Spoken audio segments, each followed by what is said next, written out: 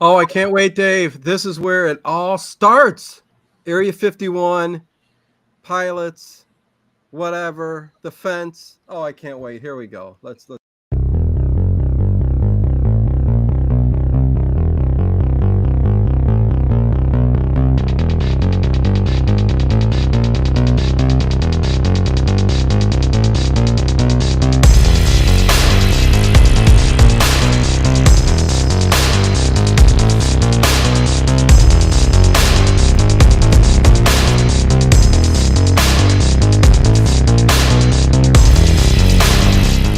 Is it just me?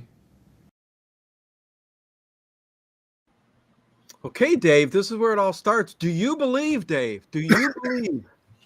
Oh God, he's all choked up. Hot Must be pepper? must be the olive oil. Jeez. Hello, everybody. Welcome to Late Late Horror Show. I'm Dino. As always, that is Dave Plouffe. Only needs to be told one time from the Men in Black pertains to this episode. But Dave, do you believe? The truth is out there, Dino. It is out there. It is out there. We're going to dissect this. Listen, this episode, it's the second episode. We had to get the introduction to the X-Files. Yes, we did. Second episode here. Now we're into the meat of everything that we want to know about when it comes to aliens, UFOs, abductions, and all that good stuff. Area 51's here.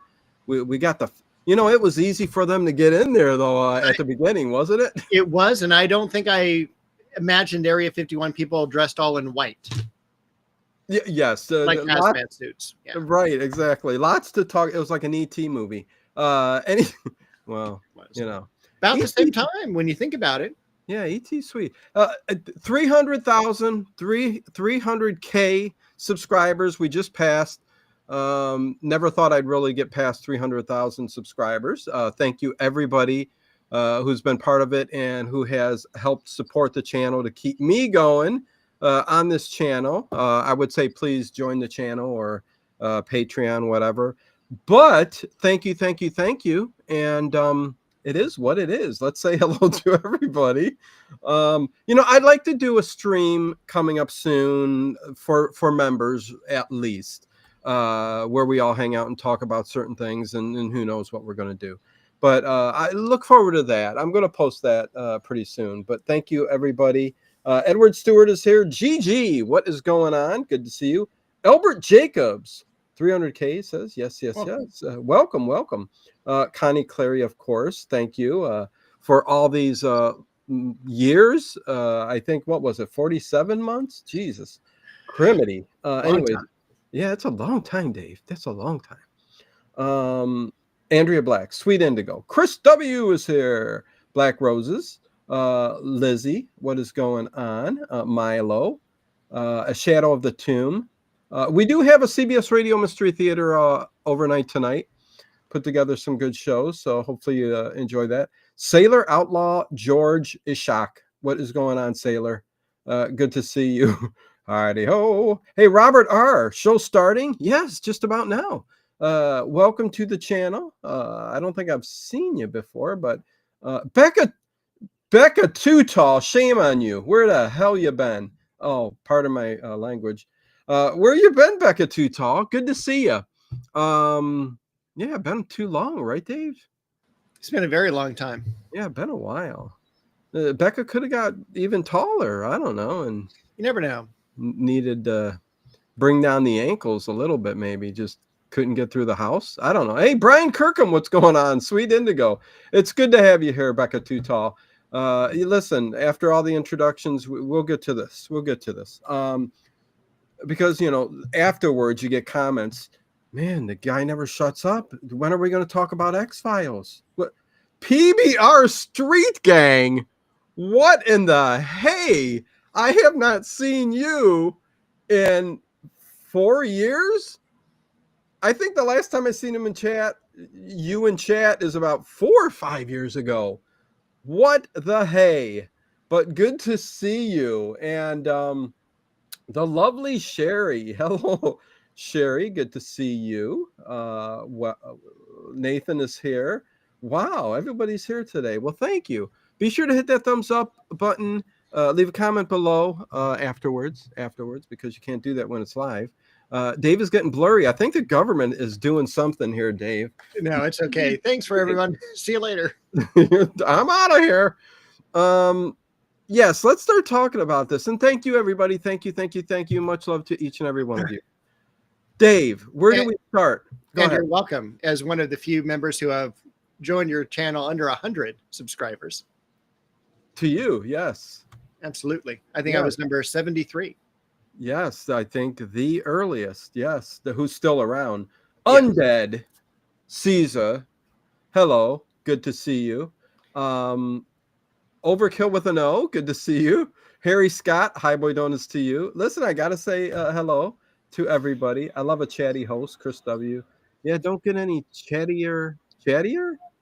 Is that a good word, Dave? It's okay. I tried finding a few words to during this show and writing notes down, and I think we'll do good. But I'm just wondering when you're going to use the word thus. Thus, here we go. Right. Thus, the show starts. Yes, this is. Listen, again, it's a simple storyline, but not really. It's complicated in the world of paranormal. But to me and Dave, it's like 10 minutes we could talk about. There's so much good stuff in this episode. Yeah. There's some great acting. There's some silly things, but also, it's really, really cool. And I love this already as being the second episode in the series. It's high quality writing. It's great acting. It's wonderful. And we're going to start off in Idaho in Southwest. I think it's the best way to start the show off, X-Files, after that introduction. Because this is the core of what paranormal is all about, that Area 51 that became such a big thing in the early to mid 90s on the Art Bell show. Oh, hold on a second. We had some memberships. Here we go. Gigi gifted 5 Late Horror Show memberships. Much love to you, Gigi. Thank you. You are awesome. Ever since you came on board here on the Late Horror Show, you've been awesome. So Brian Kirkham gets a membership. Been a while, Brian. Show up to some of the movie nights. And PBR Street Gang gets a membership. Sally Skellington gets a membership. And Stark of Iron. Why was that hard to say? And Dottie gets a membership. Thank you, Gigi. Much love to you. Okay, right back to the show. Southwest Idaho. Southwest Idaho is where we're starting. We are Good potatoes. We're somewhere near Ellen's Air Force Base. And I shouldn't say Air Force Base because they don't call it Air Force at all throughout the episode. It's just Air Base. Yes, Air Base, military. Zachary Stephen Cannon, welcome for being new. No way you are doing an X-Files podcast. I've enjoyed you guys. Nighttime radio cast, but now you guys are doing my favorite show. Great idea. Is this new? This is our second X-Files episode, right, Dave? It is. And Zachary, we do a heck of a lot of other stuff. We've covered every single Cold Shack episode, but now we're tackling X-Files and Sweet Indigo. Here we go. $20 super sticker. Thank you, Sweet Indigo. Much love to you. Thank you very much. 300K. We reached it. Party in the chat. Thank you very much. Love you. Eric DeVault, X-Files and Art Bell. Can you believe my favorite books are Genesis 6 Conspiracy? Oh, okay. Gary Wayne and Volume 2. I have to have Gary Wayne back on for Volume 2. I've had Gary Wayne on for, oh my God, I can't even count. 4 times, maybe more. But I've had him on quite a bit. He's a very, very good guest. Very controversial, that's for sure. Was he the one that spoke about angels?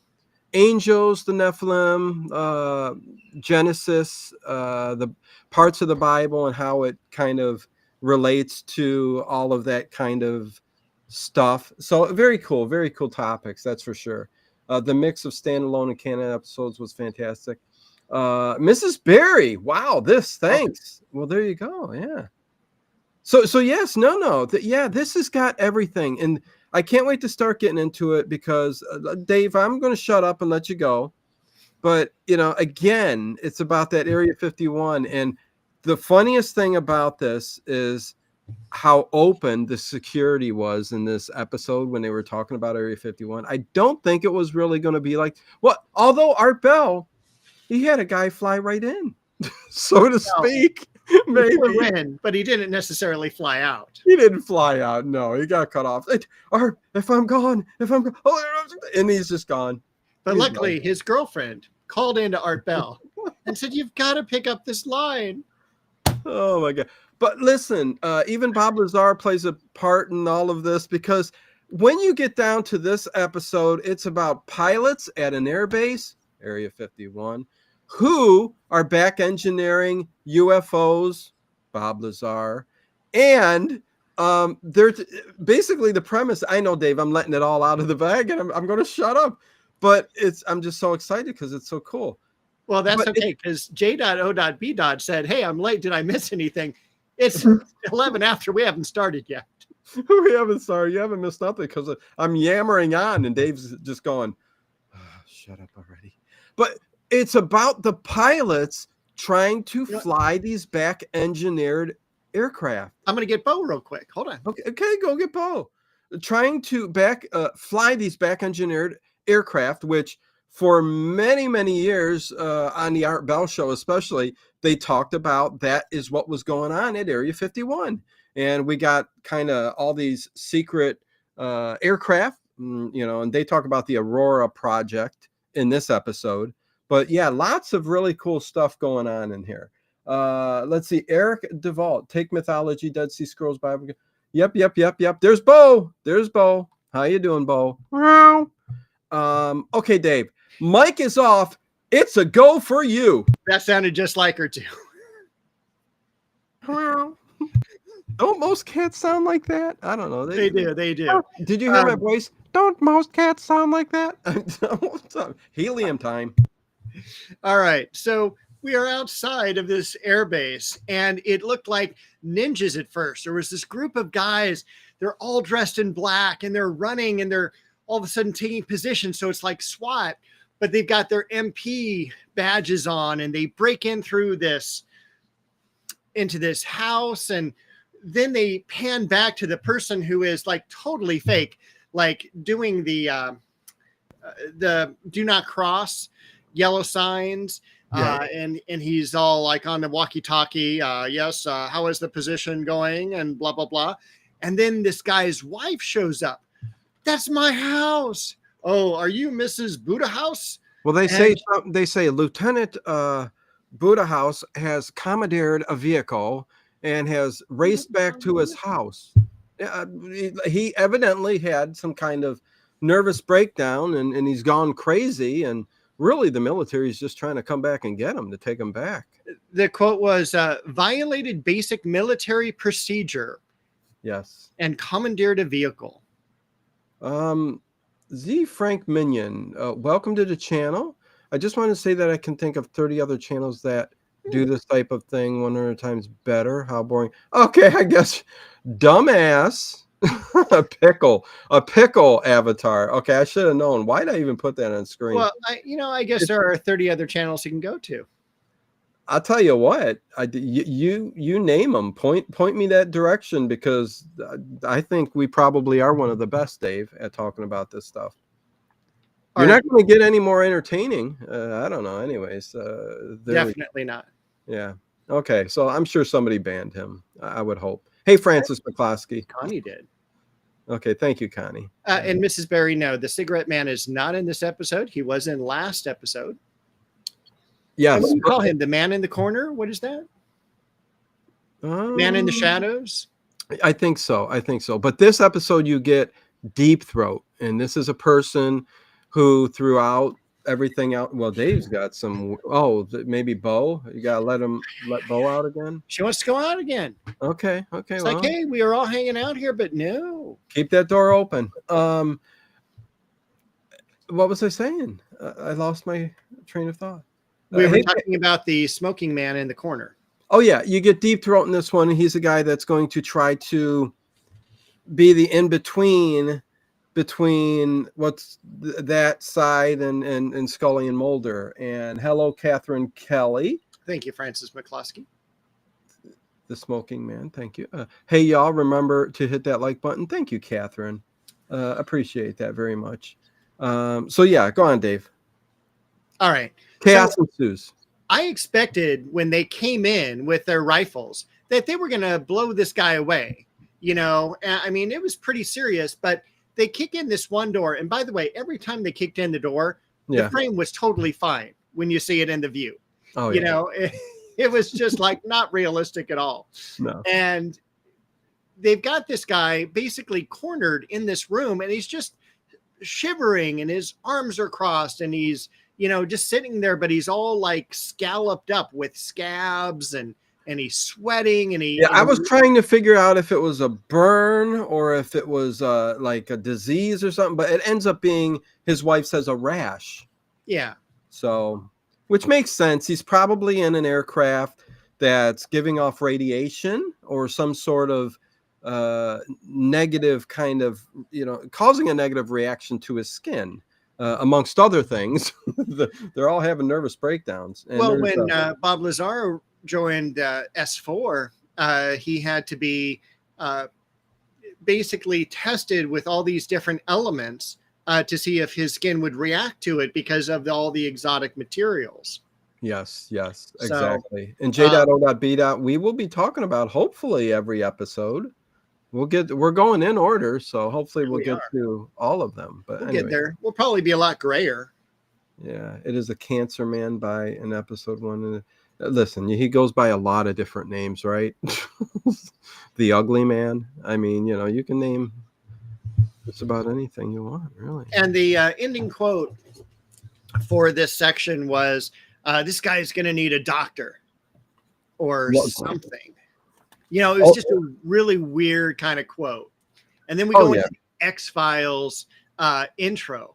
And I have to admit, I didn't care for the X-Files intro. Really? Yeah, this was a little bit different than last week's. I'm not sure if it's going to stay the same. But I just thought overall it was kind of a lower quality. I didn't care for it. Didn't grab me. And, you know, it was just kind of like, you know, it's something I said, I hope it improves over the next couple of seasons. Well, you know what? I'm going to have to sit back and take a look at that intro. It didn't even faze me. I think it's the same the rest of the season, but I could be wrong. But I just been in different seasons if it's going to change at all. I mean, I love the music, you know, but it was just kind of like a little, you know, silly. Okay. Well, listen, it's 90s. It's 1993. True. You know, I'm not a fan of the 90s music or even TV shows really. Well, I mean, Seinfeld. But let me stop. I'm shutting up. Edward Stewart says, really never had time to sit and watch the series. Appreciate, you know, interesting. Yeah, neither did I. I mean, this is my first time going through the series, so. Wow, I love that I'm seeing so many new, old, new. I'll be joshing. It's been so long since I've seen you. The truth is out there. Yes. And that's where we're getting to in this episode, because there's just, they're laying out everything that we've heard over the years on so many different paranormal shows and investigators. That really still end up talking about things like this. They talk about the Roswell incident. They show a picture of the UFO, which we'll talk about that when we get to it, because the actual UFO itself, I don't think that's what it was described as a triangle. But anyways, we could talk a little bit more about that when we get to it. But yeah, so take us from the house, Dave. Where do we go from there? We're going to go to Washington, D.C., to a bar that I would definitely go to, because Dana Scully was at the bar wearing these glasses that looked amazing. Yeah, I mean, listen, I'm going to stop it because, you know, I mean, it is what it is. Gillian Anderson is beautiful. I mean, she's beautiful then, she's beautiful now. And yeah, she's just a beauty. But she's at the bar there, and Mulder, I love how Mulder came up behind her like he was going to give her a kiss. That's what I wrote down. I'm like, wait, was something going on early on? Right in this there, series? goes in for kiss. Yes, yes. Well, I think, listen, David Duchovny, man. Oh, man. I tell you, it was kind of like that Seinfeld episode. He's got my move. Got my move. He's using a swirl. Wait, I better stop. But yeah, they're sitting there, and he comes in with something happened. I don't really want to talk about it here and show you what's going on, but then they end up getting up and leaving. He's so suave. Yeah, but as they walk to their table, we see the first time we see the guy at the bar that we're gonna run into again Deep shortly. Throat.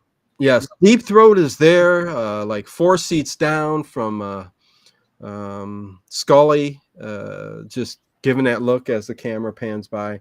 It's just so good. And throughout the seasons here, Dave, because you're new to all this X-Files too, you're going to see people in the background, and then there's so many things to see over the seasons that kind of connect, especially down the line, like seasons 3, 4, 5. They throw in a lot more. Oh my God, that means something. That was back in season 2 or season 3 or season 1, and it's a big puzzle, and you could rewatch these over and over and find new things. So I didn't say hi to Dottie. Hey Dottie, what's going on? David D looks like a young Walter Matthau in a very cool way. Dave Plouffe? Is that what you said? David Duchovny. Oh, David, a young Walter Matthau. Yes, Dottie. Okay, Dave. So, yes, they move on from the restaurant, and they're going to go right back and see Anita Budahas and talk to her. Well, they are, but they're discussing her at the bar still. Oh, and he's giving us the idea that her husband, even though once he was removed from their home, had been missing for like 4 months. She's filed a missing persons, and since 1963, 6 pilots from Ellen's Air Base have had the same thing happen to them. Yeah, since 1968, there's been 6 other incidents. All end up missing. And his quote was, "This is beginning to smell like a case, a paranormal bouquet." Yeah, I put that. I don't ask me why I wrote it down. This episode has a distinct paranormal smell to it, Dave. You know that, don't you? Anyways, yeah, that was pretty funny, and I think there's another one in the chat. So just keep an eye on it, you guys. Yeah. So then he's headed into the bathroom. Yes. Oh, really? And washing his hands, and he looks up from the mirror. He's putting some water in his face. I do that a lot late at night. There's a guy who's standing there, and again, it's Deep Throat, and he's like, "Dude, you're gonna need to drop this case." Yeah, ignore this. Don't go treading where you shalt not tread. Thus, is what he's telling him. But he also throws in there that, listen, I can be of great help to you. Yeah, and I thought that was weird. Kind of confusing. Okay, get the hell out of this case. I don't want to hear from you, but I could help you. I mean, what's that mean? I don't, I mean, I know what it means now, but anyways, paranormal smell. Yeah. Well, that's what he said. He said that in this episode, Mulder. Totally. Thank you, John Doe. Really appreciate it. Tips welcome. And so it's been 300,000 subscribers. I need more people to join the channel, please, or I'm leaving. No, I'm joking. Listen, I love y'all. Okay, Dave. So he's talking to Anita, right? Anita? Or something else going on. Tell me. No, we're still in the bathroom. Oh, yeah. Oh, we didn't even get there yet. Okay. So the guy takes off, right? He's all, let this be a warning. And he leaves the bathroom, and Mulder decides, hey, I'm going to run after this guy. Oh, I love it. Opens the door, ain't no one there. And then there's just, that very old, Scully. very old Deep Throat is literally, I don't know how he got away. I think he vanished in a portal. Magic. A portal? You get it? He vanished in a portal. Portal. Anyways, okay, go on. Yeah, there was no way he could have got anywhere quick enough that he couldn't, but he was gone. He was gone. It's some kind of superpower. But yeah, no, that was cool. Then we actually go to FBI headquarters, and there is Scully looking through microfiche. That was so cool. That just reminded me. I don't know if you like had that at your school, where it's like, oh yeah, have you researched this newspaper article, and here's the microfiche. And gonna sound old. Gonna sound old, but yeah, that and the Dewey Decimal System, the card system, and the big drawer. I'm like going, that was crazy, but I guess it worked back in the day. It did. I wonder where all those machines are today. I don't know, but in the museum somewhere, or thrown out. Is this museum worthy? Nah, throw it on a curb. We could put Dewey Decimal in books. I mean, what the hell? Wormhole. Yeah, Wormhole is something. Whatever. A little bit bigger, Francis. Portal is more of a. Anyways. So I don't remember if she calls him or he calls her, but she calls him. Okay. Because this is a very interesting scene, and one I laugh at a little bit. Okay, but she calls him, and go ahead, Dave. You hear the buzzing on the phone. It's tapped. Yeah, you hear the clicking, and I wrote down, it reminded me of your John Lear interview that you did. Microfish, are they smaller than sea monkeys? Not quite that small. Anyways, Dave, go ahead. And so he's all like, he opens the shades. There's this guy sitting out in a van. He's looking in, and Dave, okay, stop right there a second. I know I'm interrupting you again, but you can go on. It's just. Okay, he's being bugged. Okay, so the phone line, first of all, it's such a loud static that the job was really done bad. Right. So whoever the guy was, who should be top notch, we're talking high level guys. You know what I mean? I mean, it's come on, and he's like, yeah, I don't think we should really talk on the phone. And he opens up the drape. And there's literally, he could jump out the window and jump on the van. There's a man looking right at him. Right there. Yeah, just going, hey, how's it going, man? What's going? With the light from the street beaming right on him. Listen, I'm surveying somebody. I'm going to be in the dark, Dave. Yes. I'm not going to be under a street lamp looking straight at him, especially when he opens it up. Hey, what's going on? Hey, yeah, we're following. Unless they really wanted him to know that. At least have a sign on the van, like Acme Electrician or Telephone Company or something. Oh, yeah, or like if this van's rocking, don't come a knocking. Something like that. But, that's going to be later in the episode, too. But you're also, like he says, hey, we're going to go take this flight. I'll see you at the airport. Number one, I'm not getting on that plane. They know everything about me. They know where I'm going. They've been in my house. They're going to blow up the plane. I don't trust them to do that. I think you're going a little too far. They're not going to blow up the plane. They're going to apprehend him when he gets off or before he gets on. Maybe. But yeah, come on, Dave. I'm sorry. What decade you living in? 90s. Oh, okay. But he's going right to Anita Budaha's house because her husband hasn't been seen in 4 months. I wrote down that's Mrs. Budahouse's house. Miss Budaha's house. Come on in. But yeah, says 2 years ago, she starts getting into, because he's missing 4 months now. The military won't let her know, won't let her see him or anything like that. I don't know why it took 4 months.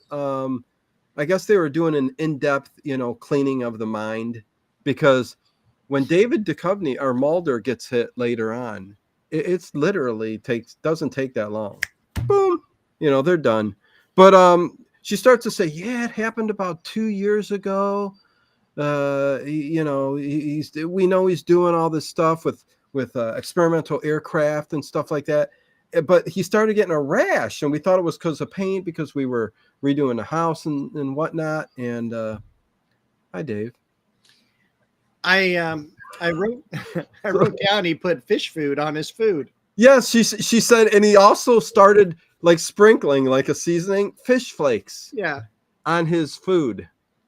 Fish flakes, which I don't think that would taste very well, but for some reason, and he would shake like he was, having a seizure of some sort. But so yeah, lots of, and again, they're all pretty much saying, listen, they're in these aircrafts that are back engineered UFOs or aircraft from alien technology. And whether, like Bob Lazar said, the warp drives or radiation or whatever happens, it's causing rashes. It's causing their mind to, just not work properly. I mean, listen, the humans weren't meant to fly in these things. So, I don't think humans are meant to get off this planet. I mean, did you see the astronauts when they just got off of SpaceX? I did.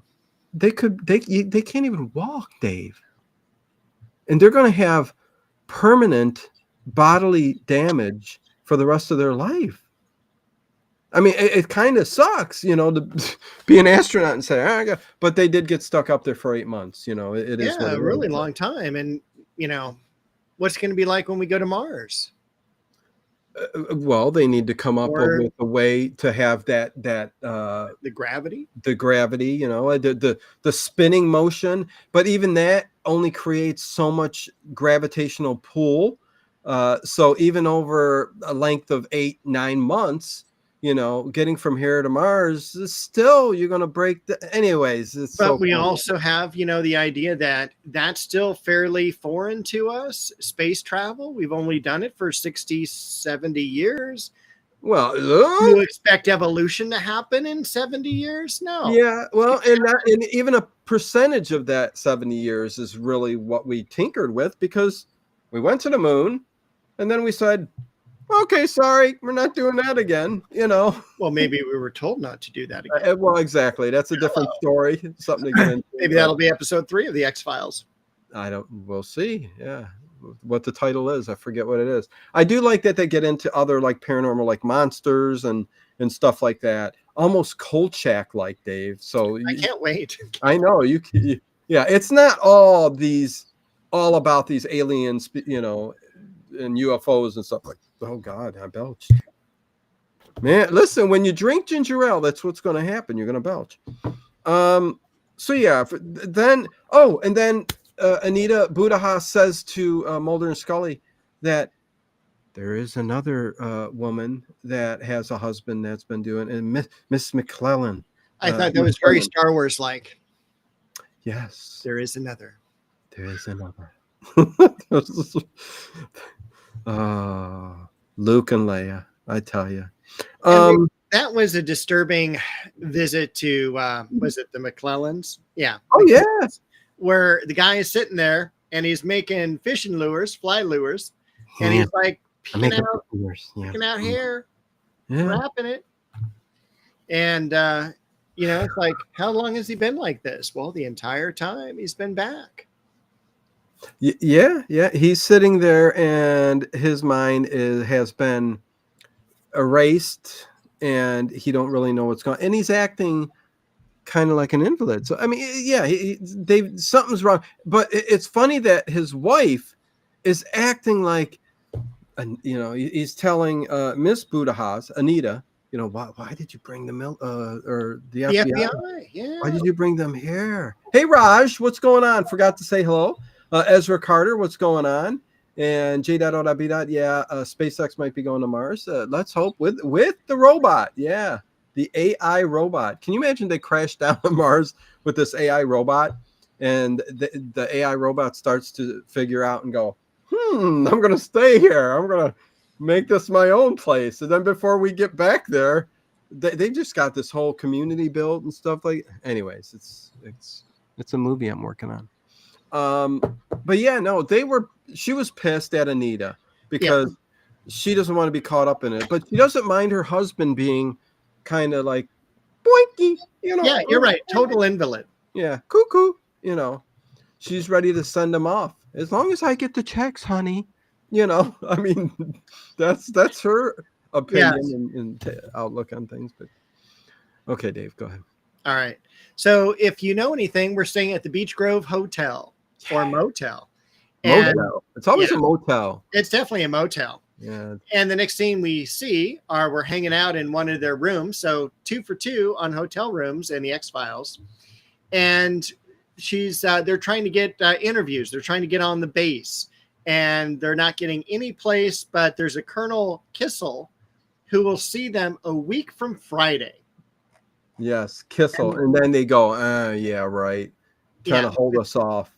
But then Mulder's all like, wait a minute, grabs a phone book, looks up Colonel Kissel, and they're all like, let's go to his house. Yes, they do. I'm sorry, I was looking at the chat. Lots of interesting stuff you guys are saying, and thank you, Connie, for the links and stuff like that. Thank you. But as they leave, there's a reporter that shows up. Yes. He's all interested in what they're doing, and they basically just like shoot him away. But he's going to be an important guy a little bit later. But I do like. But he did say he did give them the link to the flying saucer bar. Oh yes, wait till I get. He did because Mulder said, well, is there anybody, because he asked him, do you believe in UFOs? And this reporter guy says, no, but then he said, do you know anybody that, and then next thing we're going to be at this flying saucer diner, and it looks so freaking cool, Dave. Imagine old diner. It's all UFO stuff. I think there are many out that way, but I think there's a lot in Las Vegas like that. Oh yeah. Not in the city proper, but on the outskirts where we can go to Area 51. You know that there's these places and other places too that are very similar. Sorry guys, you're just gonna have to make YouTube your full-time job and binge watch all these shows. Anyway, well, listen, if it's going to be 4 years down the road, but me and Dave will get to all these episodes. But as they were leaving, after they found out about the diner, she goes, yeah, no, this again, she doesn't, it's her job to just debunk it all, you know? And she's like, yeah, he looks like he's really going through a typical, you know, extreme stress and stuff like that. It looks like he's got stereotype. I can't say the word. Stereoptery. There you go. Thank you, David. Stereoptery. Oh my God, that was a word I had. I'm like, oh, I got to write this down and look it up. You know, so it's a thing. And he did start talking about the Aurora project. But go on, Dave. John Doe, thank you for the $5 US dollars to the greatest stream on YouTube today. Well, someone didn't believe that earlier. No, there were 30 other streams that were better. No, he said there's 100 other streams talking about X-Files, 100 that are way better than this. So somebody who's a little jealous, I guess. And were we called the schmoes? We're at a schmoes. To the greatest stream on YouTube. Thank you, John Doe, for the $5 super chat. Really appreciate it. Always appreciate the support. It pushes me to go on. One day. But anyways. We do have 70 thumbs up. We have 42 people watching. So thank you all for those thumbs up. That's incredible. We're going to be at the Flying Saucer Bar. And do you eat at a bar like that, by the way? Why are you calling it a bar? Isn't it? It's a diner. It's a diner. I'm sorry. Okay, yeah, it's all right. There's a local diner. It's called Charlie's Diner, literally a block away, and it's awesome. It's right from the 1950s, and it's a tiny little thing. Like they started the business up in the 30s, 40s, where it was just the windows and people could walk up to it as they're waiting for a bus or the street car. And they turned it into a restaurant where you can come in and sit down. And it's just like that little bar. It's not a big, long, it's a tiny little thing. So cool, Dave. So cool. And they had the best egg croissant that I ever tasted. Oh, it was so good. I don't know why I don't go back more often, but that sounds delicious. My go-to at the diners would be like Belgian waffles with a over easy egg on top. There you go. Oh my gosh. Sounds good. No syrup though?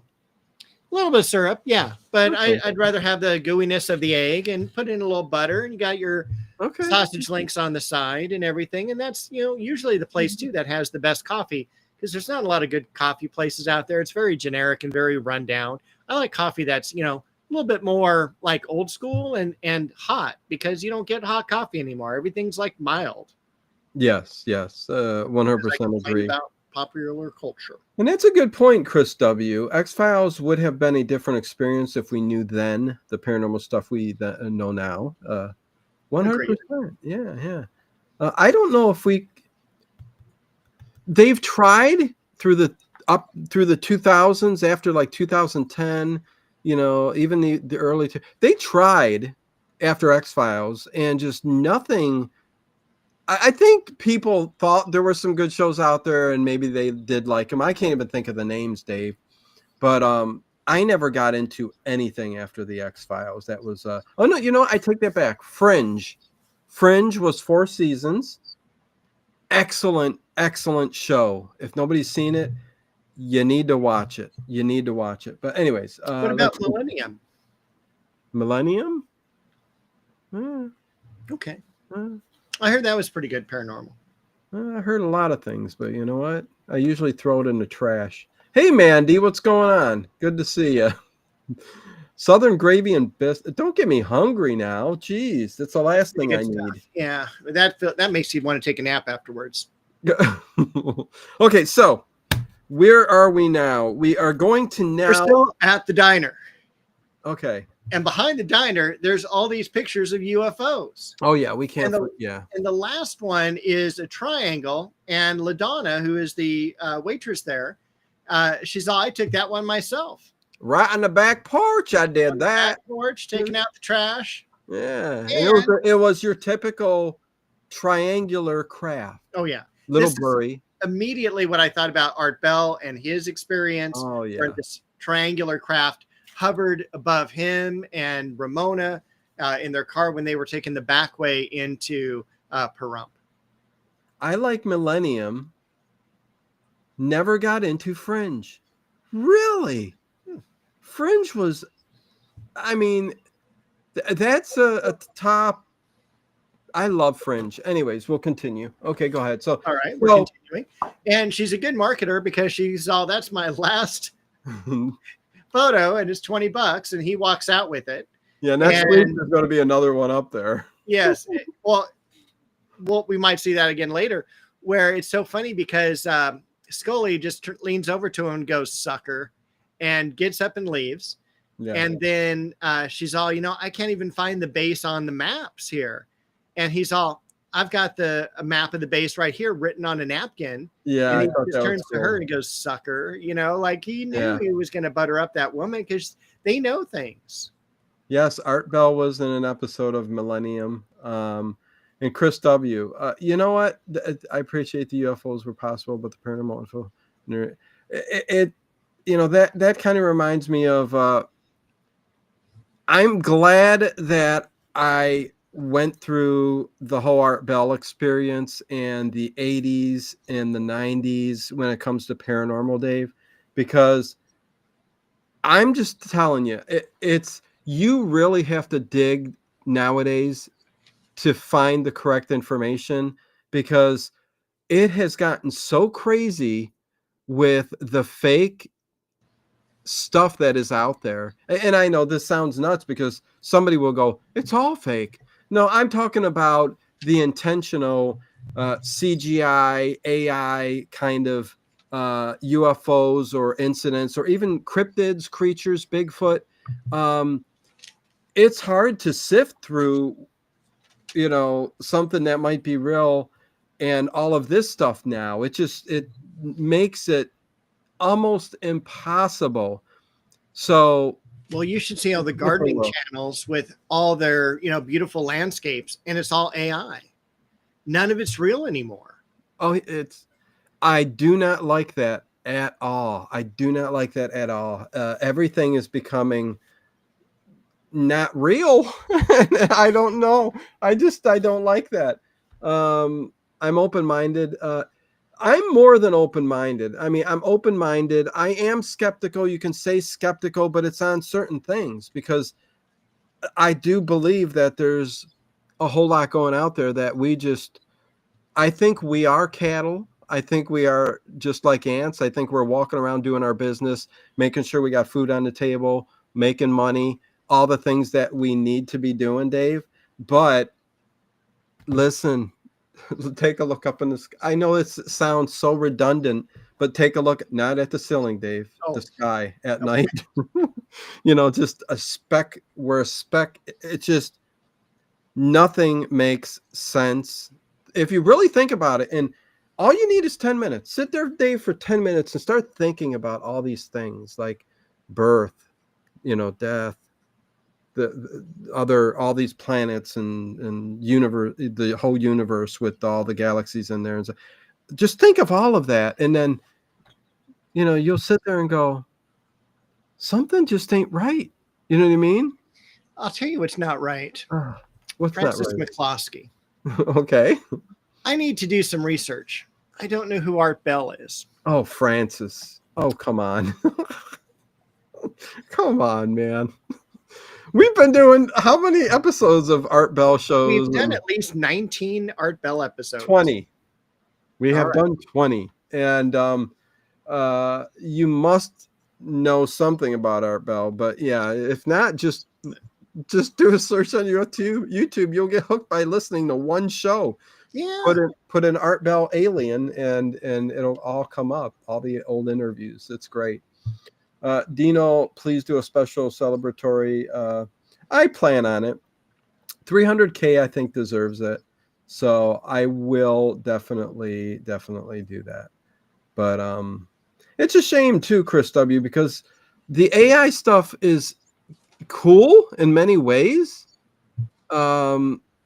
Just the idea of artificial intelligence, it's the software side of things that is getting crazy. Like Dave said, when everything you look at, you don't know if it's real or fake, is just not good. It's just terrible. It's crazy, and I don't like it. What did you eat, Dave? What was that? What you said? I'm hungry, so I need to know. Oh, grapes. Oh, very healthy. Dave needs to eat healthy. Very Mediterranean. Yeah, he's got a Mediterranean diet. Very good. Oh, geez, belch again. See, this ginger ale's got to stop. Why am I drinking ginger ale? Anyways, okay, so where are we at, Dave? I think we're going to visit. Stuff rots your gut. Wait, what? The other stuff rots your gut. What, like Coke and stuff? Yeah. Definitely. Oh, yeah, 100%. Yeah, I put something in Coca-Cola not to make you throw up, to suppress the amount of sugar that is in the soda. You would normally just throw it up, but they have an extra chemical in there that makes your body ingest it instead. I don't drink any pop other than ginger ale. I don't. Every now and then I'll take a sip of like something new, like vanilla Coke. And I tell you what, when I do, it's like you're getting hit with a drug. I mean, I'm like, oh, this tastes so good, especially when it's cold, like just a big sip. I'm like going, oh, nothing tastes better than that, especially when you got pizza. But I'm like going, that's it, a sip's enough. Thank you, Mrs. Berry. Appreciate it. Congrats on 300K. Thank you. And listen, we could get into our own paranormal talk and everything, but let's get through this episode, I guess. We're going to visit Mr. Kissel. Mr. No, Kissel. we're not. No. Oh, yeah, we are. I'm sorry. Okay. You take. I didn't think that was important, so I just skipped it.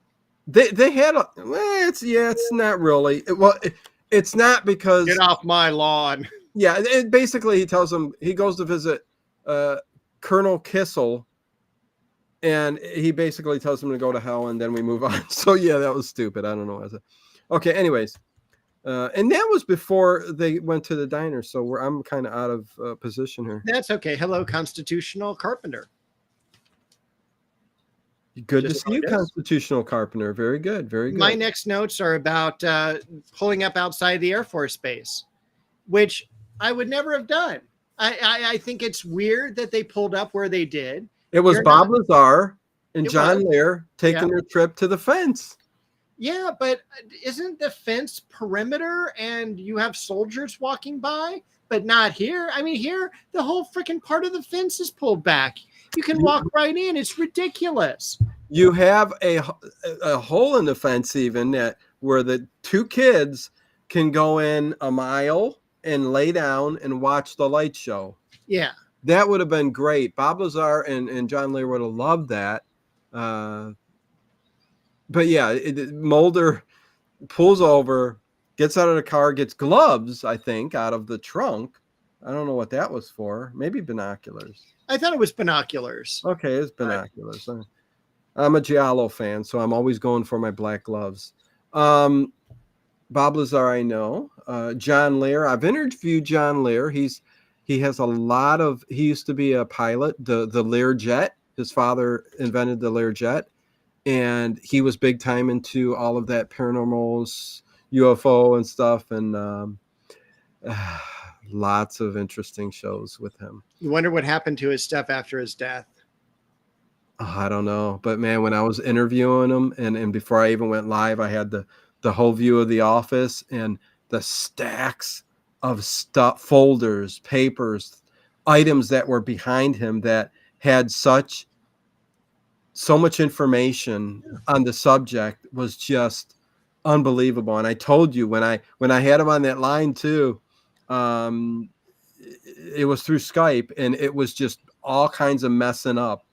And it was so weird. And there was this low hum or buzz, and we had to switch to the telephone, and we still were getting like a click, but we went on with the show. It was really weird. You can go back and listen to that. It's on the channel. Just look up Paranormal Into the Night, John Lear. But anyways. And hello, Regina. Yes, Regina. Hello. My husband and I loved this show. Yes, a lot of people loved it. We all loved it. So we're on the hill, we're watching, and I guess Scully stays in the car and falls asleep. She does.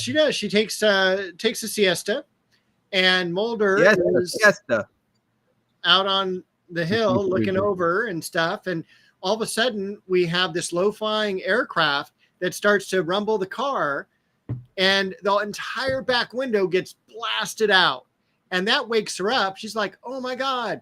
And it's still nighttime, and I can't believe that it just blew out the back window. True. Had no problems with the other windows.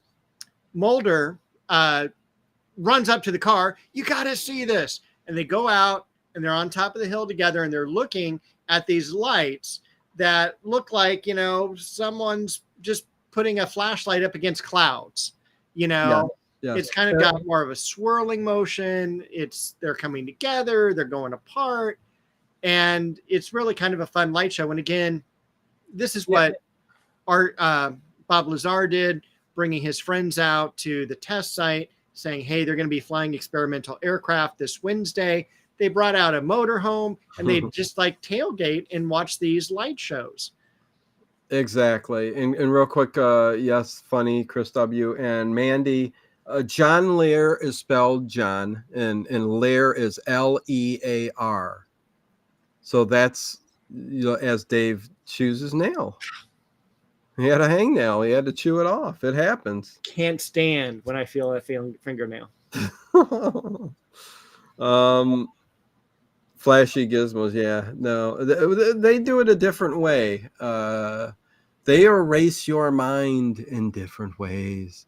But yes, I love the back and forth with the two, like it almost looked like orbs in the sky. Right. And he was saying these are aircraft, and they're going back and forth and swear. He says they've been doing this for half an hour. Yeah, I see why he wouldn't come down immediately. She's sleeping, and you don't want to miss nothing, right? But he gets her, brings her up there, and then they go up to the clouds because she's saying, well, it's just probably a laser light, on the clouds and stuff like that, which I thought was funny because it clearly wasn't. But when it hit the clouds, you heard like a propulsion go, shoot, like it needed propulsion to shoot off. I thought that was weird and kind of not going with what really happens. It stays silent. You get what I'm saying? I do. I actually wrote down that I thought the two had crashed together. That because she went, oh, you mean turned into one? Well, not only turned into one, but maybe just crashed. Like they were doing test stuff and they accidentally came too close and crashed into one another. Huh. And, they were falling to the ground, was my first instinct. But I thought that would have been weird to happen anyway. But here comes another light, and it's kind of coming right at us. It's getting larger and larger and larger. And it's a helicopter. It's a helicopter, and I guess they're coming after Mulder and Scully. We figure this out later. No, later on they say they were coming after us because the kids have been going there over and over and over, and they didn't care because the two kids came running out of the fence, and they thought they were coming after the kids. And but they all four go and they run and they hide under a tree and escape, Dave. I can't imagine our military doesn't have anything that like reveals body heat. They're under the tree. But no, well, again, that's the funny part of all of this. How easy it was. Yeah. But no, later on in the show, Mulder does talk about he's like they weren't after the kids, they were after us that day on that hill. So and again, it makes sense because they were getting away with it forever. They go under the fence, make out mile away from the fence, and watch your show. What kids do. I wrote down smoke pot. Yeah, make out, had watch sex, the lights go, and I can't read my other writing. But well, they watched the light show. Let me say real quick, GG. My partner was here for the Phoenix Lights at first, did not believe that they were UFOs, but then saw them making weird course changes. Well, it's not even that, GG. The night of the Phoenix Lights, from the upper Pacific, like Washington, Oregon, all the way down through Las Vegas, where the lights, the big one that was everybody saw on the the TV, where they said they were flares coming down and falling at a certain rate.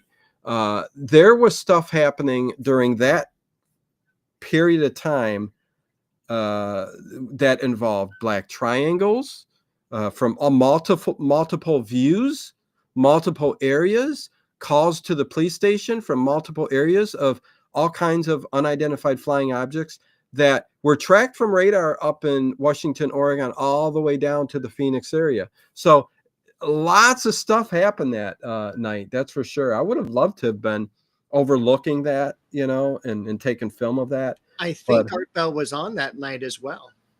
Yes, and I think he took a call. But hello, David. What's going on? Molden Scully should be investigating the drones. Well, that's again where we get off to. It's a different day and age. I'm not even sure about these drones. I mean, I think the drones are those are our things. Those are things we've made and we've created. UFOs are still UFOs. They're not UAPs. I hate that word. Coming up, Mulder uses the term UFOs. Yes. And I wrote down, thank God he did not use the word UAPs. Yes, I cannot stand UAPs. Why not just stick with unidentified flying object? Now they got to go with unidentified aerial phenomenon. And listen, it's another name, but it's just to change UFO, the term, and get that kind of, out of your head, because UAP doesn't have the same impact as UFO. So researchers I would still stick to saying UFO, but listen, that's me. Anyways, WWM, what is going on? Good to see you. Who else was here? Oh, HAM. Sorry to be late. Thank you for being here. The exciting thing is they had an early dinner and they're sitting out in their beautiful garden. It is springtime. Everything is coming into bloom. It's green. Everything's leafing out. It's great. I'm going to have dinner outside myself. Are you talking about the episode now? No, I'm talking about OHAM. Oh. Okay, yeah, totally different. Mandy says, I don't doubt the Phoenix Lights. I wonder why they dispute it. I mean, they dispute it because disinformation. They don't think the public can handle it. They don't want the public to know about it. They might not know 100% what's going on. Listen,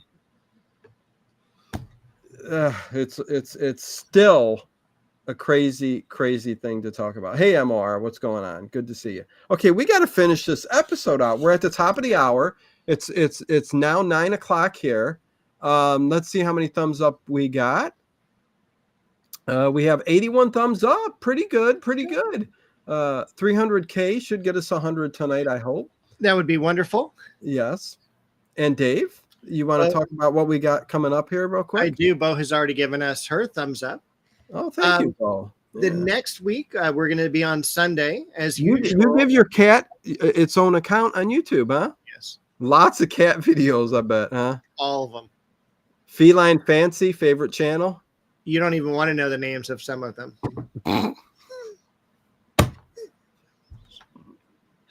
Go on. Okay, what's going on? Did drill actually come out of the nose on that? No. All right. So our next episode together is going to be actually the Circle of Fear pilot episode. It's called The New House. I'm excited. This was called Ghost Story. Sebastian Cabot is the narrator. It's got some great episodes. We can't wait to cover it. We are going to be doing a Saturday show. We will confirm next week on April the 19th. We have a special guest. Cliff Dunning from Earth Ancients is going to join us, and we're going to talk about Egypt. We're going to talk about paranormal. We're going to talk about ghosts and Bigfoot and everything that makes us love this channel. So, Dave, hurry up. Get in your bunker. You hear the police coming? It's common. Get out of there. Get out of there. We got a drug dealer across the street, so don't worry about it. We shouldn't have talked about this. No, go ahead. Then we're going to be back to Sundays. We got the Wild Wild West. We have another episode of Night Gallery, which I cannot wait to talk about. I really enjoyed a couple weeks ago when we talked about Night Gallery. And then we have an Art Bell in Egypt with Graham Hancock. Yes. Remembering Art Bell. We're going to talk about an episode of Graham Hancock and good stuff. And Hello Hides in Long Grass. Seth Green, yes. Seth Green is in this. Chris Griffith from Family Guy.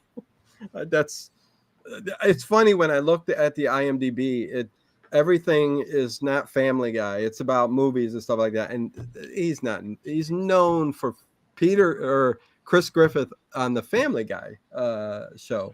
But anyways, yes, Hides in Long Grass. Good to see you. You guys are saying a lot of good stuff here, man. In the crafting world, UFO is an unfinished object, Regina, also quite often an unidentified object.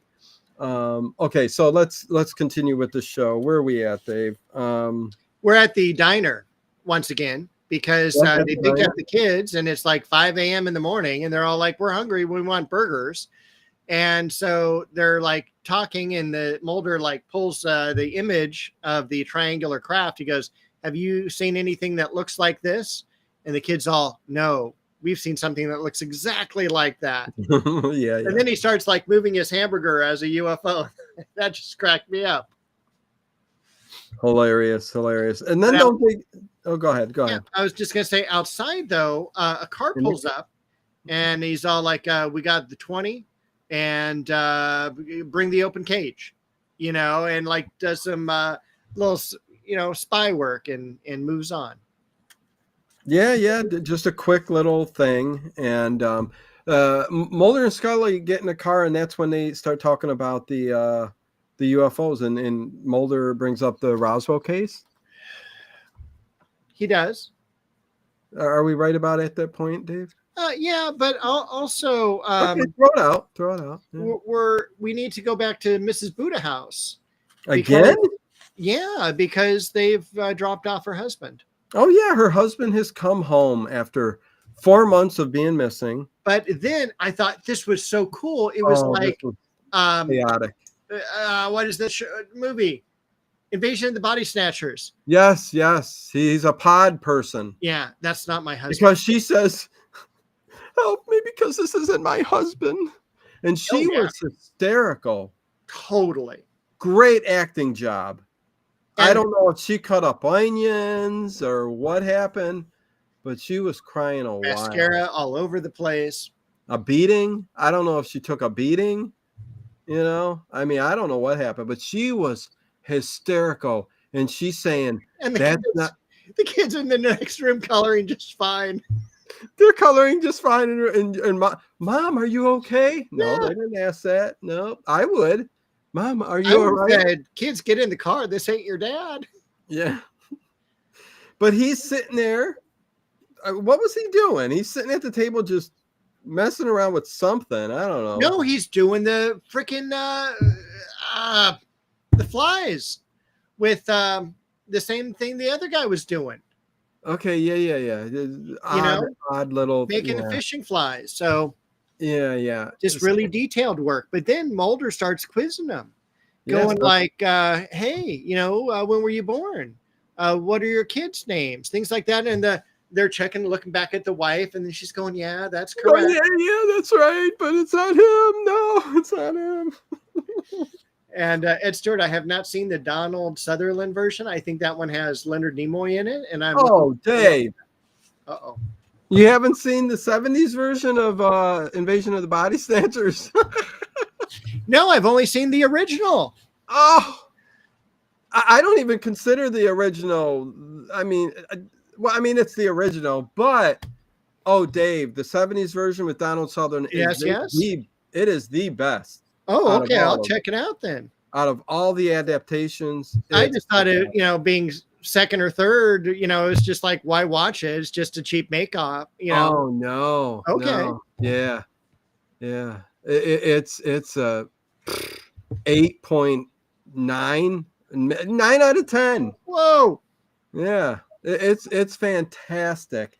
Filled with stars. Anyways, Dave, the 70s is best, Mandy. Oh yeah, 100% Mandy, right. Agree with you. I'm excited now. Oh yeah, you've got something to look forward to in life, Dave. I remember actually a spoof. What does that mean? I remember coffee. Go ahead. Of it on Mad Magazine. Oh yeah, and you just disregarded it. What a cheap movie. Hey, Tomo, what's going on? Good to see you, brother Tom. So yeah, okay. But Mulder, we're still at Mrs. Budahouse's house. Yes, they're still interrogating. We do one quiz where the guy goes something about flying, and he's all, yeah, if a person is up against 8 Gs, are they going to survive? And the guy's like, I don't know. Well, I think his mind started to freak out a bit, because in order to go 8 Gs or higher, you need to be in an aircraft that isn't, human. You know what I'm saying? But it's like, that's what they erased. They erased his memory on anything Air Force and all of that. So and if anything was even trying to come back memory wise because of the 8 Gs, and he knew 8 Gs is this craft that they had him flying, it started to freak out his brain a little bit, because the government does not want you to know about this, and thus erased it from him. But when you erase something, even your brain, unless you cut it out, and they don't know how to do that. They don't know certain spots. The brain is so complicated. It's one of the most complicated things that nobody knows about. And so it's still there, how they erased certain things and how you even get amnesia and stuff like that. And then sometimes it comes back years later. And so it's just all very complicated. And I think his mind was freaking out.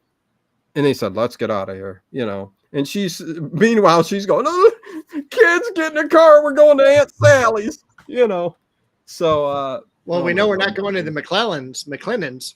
Oh yeah, they don't want to help out at all, man. And Scully was saying just that. She's like, listen, it's just amnesia.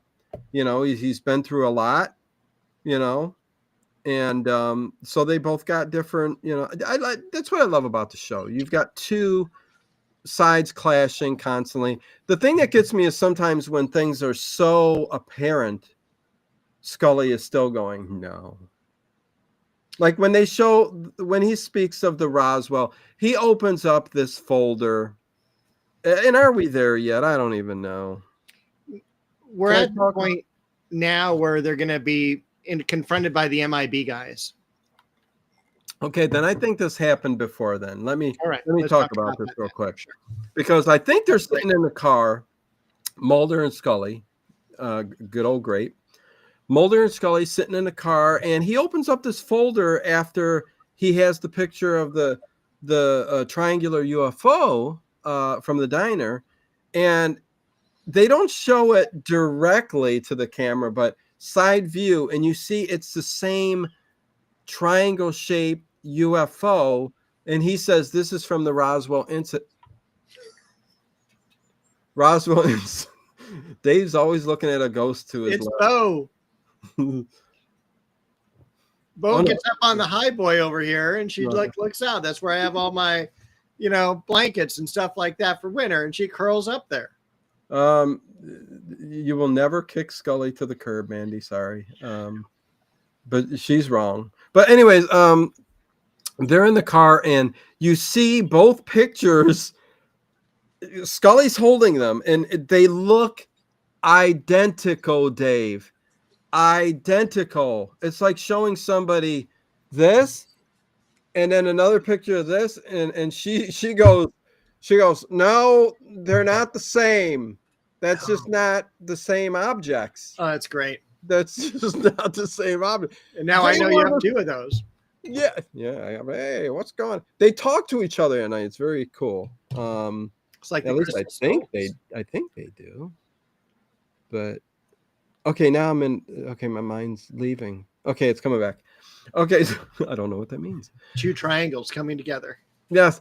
And she goes, no, these are not. And when stuff like that, listen, the crew should have, whoever was in charge of this should have been like, we're going to need to make these UFOs a little bit different. But I don't even think the Roswell UFO was a circular object somewhat.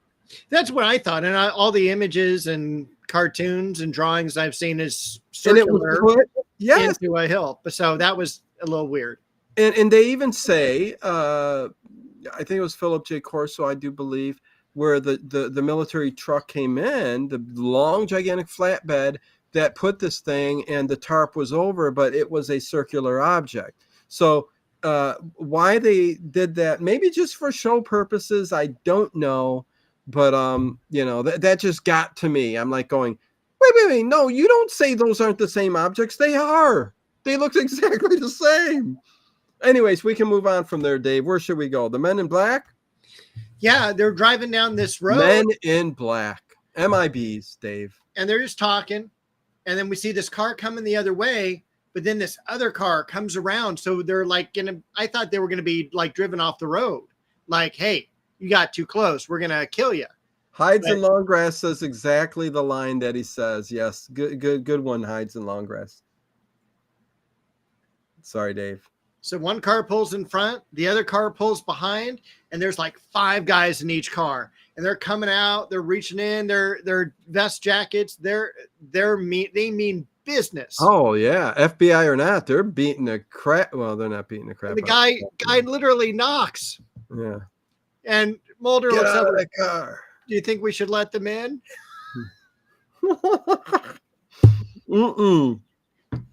They should have just taken off around the cars, but they had room.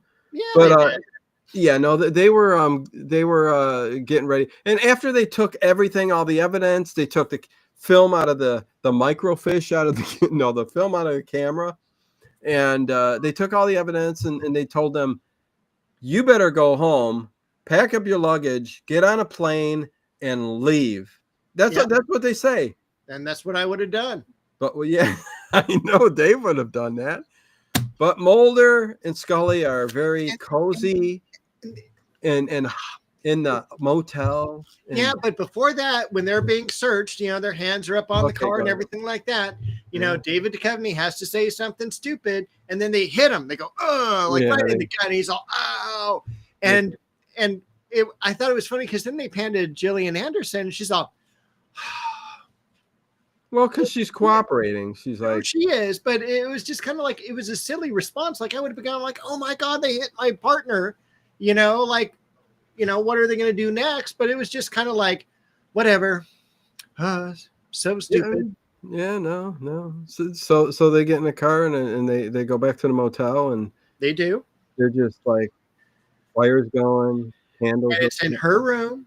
Oh, it's in her room. And he reaches between the mattresses and pulls out an extra copy of the photos.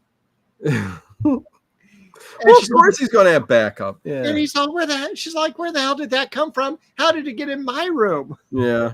Oh, he's so good. So good. Well, he does say, listen, Scully, I'm going to go shower, pack up my bags, and we'll head out to the airport. And she goes, oh, okay, Mulder. Was that a good Scully voice? I don't know. It was very good. Was it? Okay. Yeah. And next thing you know, you hear this car taking off. Getting the hell out of here. And he's going back to the base. Or no, he's going back. Yeah, he's going to pick up the two teenagers. Yeah, he's going to pick up the two teenage kids to take them to the hole in the fence, and they're going to lead him to where he goes. She was much taller than he was. Oh, the two kids. Yeah, Seth Green's a very short man. Yeah. Yeah, okay, there you go. Yeah. I'm looking at the chat. Thank you, Tom. Oh, Frank, the love between Scully and Mulder and the glue for the show is the glue for the show. Yeah. I'm laughing because you called me Frank. I've never been called. What's going on there? David, you always said something dumb. Gillian was, of course, perfect. Okay. Anyways, so they take him back to the fence. All right. They take him back to the fence. Yeah. They go just straight ahead, follow the path. It'll be there in about a mile or two, whatever. And he's all, well, what about the yellow building? Oh, we don't go to the yellow building. No way. That's 10 miles away. Yeah. And I wrote down like this guy doesn't have any water with him. He doesn't have any granola bars. He's probably got to go to the bathroom. Well, he's not spending a week there. I mean, but 10 miles, my God, man. He could have a granola bar in his pocket. Maybe. I used to do that all the time. Maybe. Yeah, my mom made chocolate chip cookies. They were in a baggie in my pocket all day long at school. And it would get warm, too, in the pocket. And the chips were melted like it just came out of the oven. Oh, man. It came out of the oven. Drink-wise, though, yeah, he'd have to go into a ditch and go, and that wouldn't have been good. He'd get parasites. Yes, he would. Oh, and did we tell him about the landmines? Hey! I wrote that down too. It's like after he left, he's got a great laughing moment. Did we tell him about the landmines? But I do think it was so funny that, and hello again, Sally Skellington. Hey. I thought it was funny that it was so easy to get in there. And he literally, Dave, walked all the way to the runway where the aircraft take off. And we know from photo images and stuff like that at Area 51, even though a lot of the technology is anti-gravity and they move in certain ways, they do have a very, very long runway. And for regular jet aircraft and whatnot. But he's standing right in the middle as this. Go ahead. Describe it, Dave, in detail, this UFO. Actually, first of all, I just want to say that Nature Valley. Mandy, I was worried about her. She goes, I lived alone in an old historic house. Watch the... Yes, Mandy got snatched up by a ghost. I lived in an old historic house. Watch the... I hope we hear from Mandy again. Please say something. Yeah, I didn't have a whole lot about the UFO. It was just this massive thing. It came down, it hovered over him. It was kind of silent, but then when it did move, you did hear propulsion, and it was just kind of unique. But the whole climate, it was basically the whole climax of what's this episode ending. I thought him being on the tarmac, I mean the actual runway, and this aircraft, which looks like a stealth UFO type triangular weird type object, comes straight over him and puts a light straight down like UFOs do over him, and he's like, oh my god, what's going on? And like they stop immediately, and it's just sitting there, and then it takes off, and then here come the military, police, and security. Yeah, so it's almost like 2 episodes in a row he gets scanned by a UFO. Yeah. And all of a sudden, hell ensues. They throw him on they pull out a gurney. They throw him on. Go ahead. This pissed me off because he starts running down the runway. Oh, there we go. Thinking he's going to outrun him or something. I'm like, that is just dumb. Oh, that was funny. Yeah. The 2 vehicles driving 80 miles an hour, and you're going to run away from them. Yeah. Not moving to the side, but straight down the runway. It's a race. Who wins? Not you. Nope. Mandy is saying help. Oh, she's fine. LOL. Thank goodness. Boy, you had us worried there for a second. Totally. Oh my god. We need every subscriber. We almost were down to $2.99.999. Watch anyways. So yeah, then they pull up, they grab him, they put him on a gurney. I wasn't sure it was called that, but I wrote it down, and I'm like, Dave, it's a gurney, right? He said, yeah. Yes. And boy, it's like Clockwork Orange. They're dragging him in, tying him up. They're what I thought was funny was they were taking him through the hangar where all the UFOs were, Dave. Another silly thing, but it added to the episode. It was neat. It was like, were they doing a paint job? I mean, that's what it was like. Because the tarp was up and all these people were working, and they're up on these little ladders and things like that, and everyone's white. Some people have clipboards, and then behind this one tarp, you can kind of make out this massive, basically stealth bomber object. It looked triangular, and then he's looking up at the ceiling as they're going by, and then he gets shot with truth serum or something, and drop stuff in his eyes and weird stuff like that. Yeah, I don't know what the drops in the eyes were, but yeah, it was it was weird, but it's basically what they do. They're going to erase that tiny period of his mind, and I don't know how you do that, but I would know how you do that. I mean, I don't know, but they had him there, and he was still alive. I mean, he was still coherent. They didn't put him totally out. You think they would have injected him with a drug that would have knocked him out. Yeah, that actually scared me the most, because I want to be knocked out. If you're going to take my memory, if you're, going to do something, knock me out. Well, I'm the other way, though. I would have wanted to see the UFOs to the right, to the left, and see everything that was going on, but not if they were going to erase it and I wouldn't remember. But, I guess I get that. But anyways. Back to the hotel? Sure. That's a good place in it. So Scully tries to call Washington, D.C., but she can't get a line. Yeah, there's no phones working anywhere, Dave. So she goes to the main office. Phone there is not working. He goes, that's who shows up, Dave. Yeah, it's common. Phones don't work here. Yeah, military. She walks back to her hotel room, which she just left a minute ago, and the reporter comes out. But she also left her gun in the room, and she's reaching back. Yeah. And it ain't there. Yeah.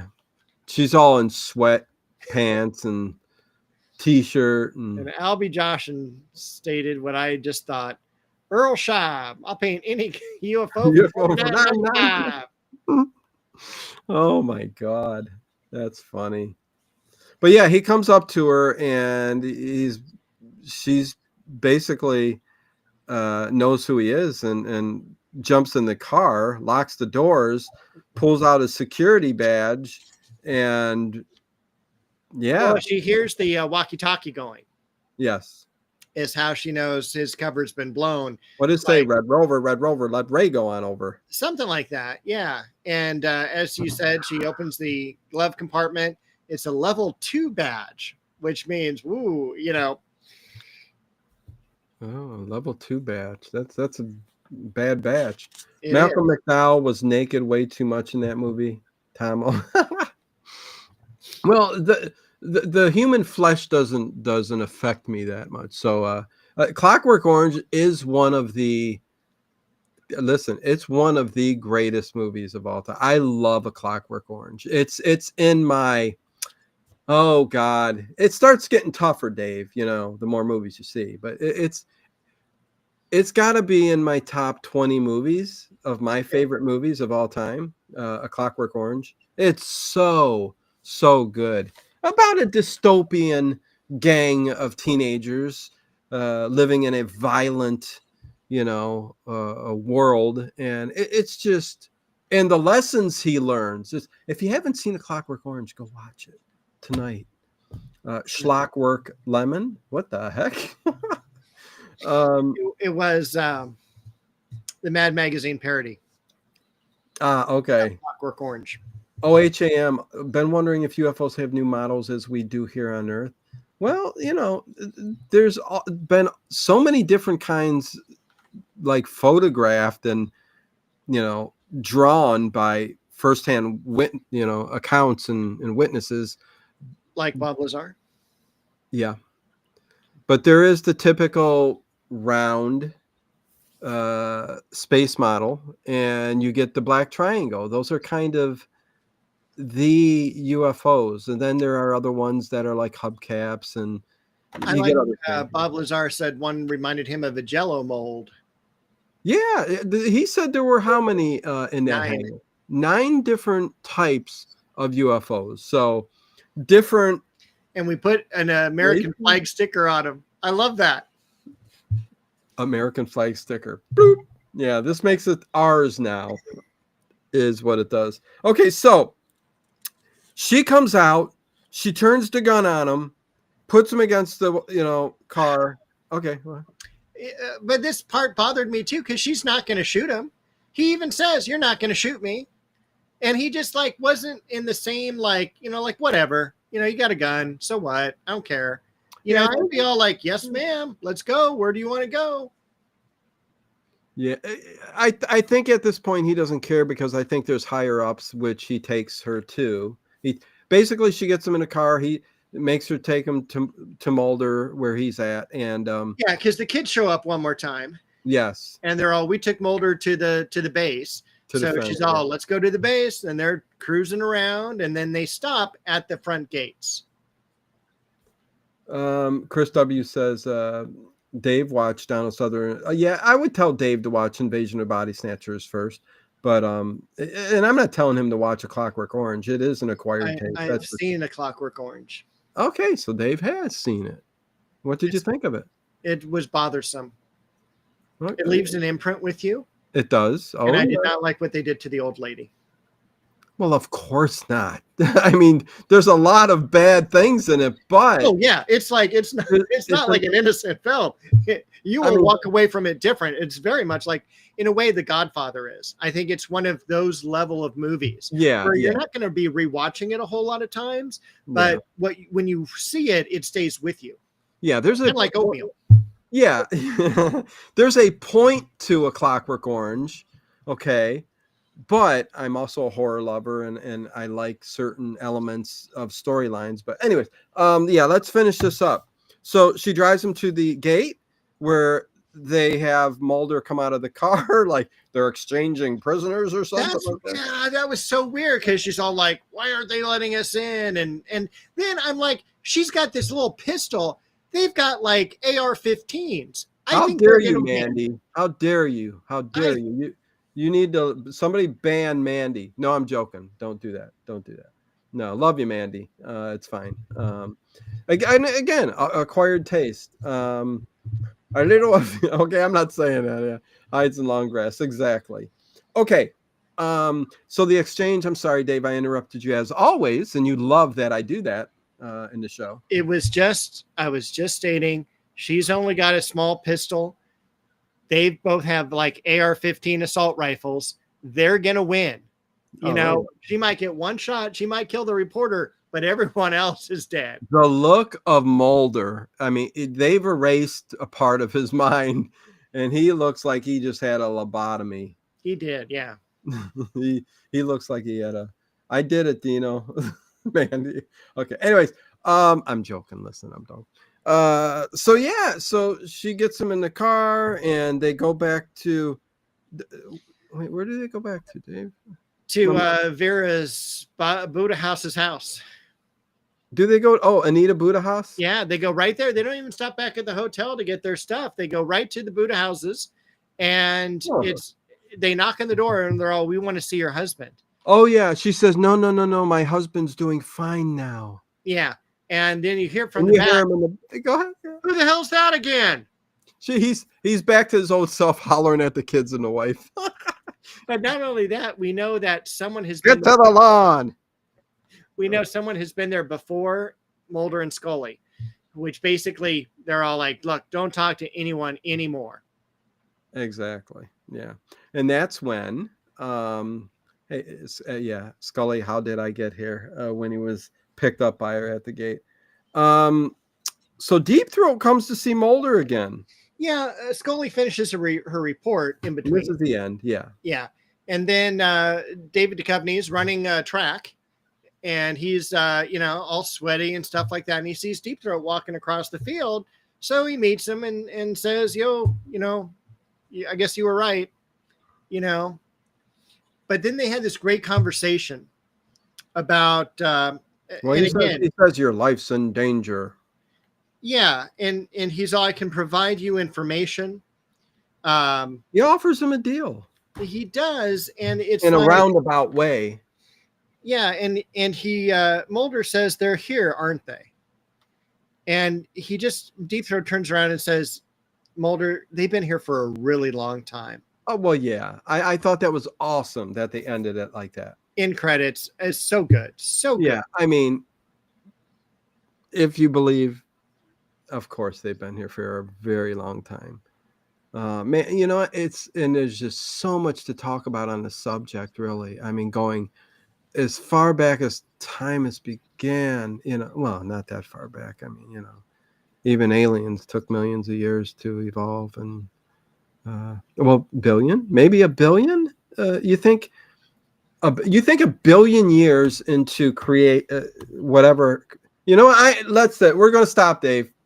No, we've got one thing to think about. You're all a billion. I think a billion is plenty of time, because when did the dinosaurs roam the earth, right? They stopped at about 65 million years ago, and man has gotten to this point now in just 65 million yeyears, not even 10% of a billion. And think of somebody who had a million years either a billion. Yeah, I mean, who knows? Anyways, hides in long grass. Yeah, that's the line.